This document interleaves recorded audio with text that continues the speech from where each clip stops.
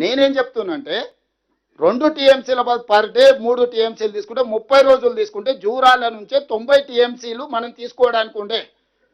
కృష్ణా జలాలు కానీ భీమా జలాలు కానీ పాలమూరులకు ఎంటర్ కాగానే తల దగ్గరనే మనం ఒడిసి పట్టుకుంటే సుక్క నీరు ఇయ్యాల రాయలసీమ ఆంధ్రప్రదేశ్ తీసుకుపోనీకి. అది పోతిరెడ్డిపాడు కావచ్చు, ముచ్చుమరి కావచ్చు, మాల్యాల కావచ్చు, రాయలసీమ కావచ్చు, ఎవరికి చుక్క నీళ్ళు దొరకకపోతుండే. వచ్చినట్టే తెలంగాణకు తెచ్చుకుంటే ఎవరిని చెప్పుకుంటుండే? జగన్మోహన్ రెడ్డి అయినా చంద్రబాబు నాయుడు అయినా లబలబ ఏడవాల్సి వస్తున్న మోడీ దగ్గర పోయి, లేకపోతే సిఆర్ పాటిల్ దగ్గర పోయి మొత్తం నీళ్ళన్నీ తెలంగాణ తీసుకుంటుంది, మేమేం చేయాలని. తెలంగాణ లోపలికి వచ్చి చంద్రబాబు నాయుడు లేకపోతే జగన్మోహన్ రెడ్డి ఆపగలుగుతుండే జూరాలలో ఉండుంటే?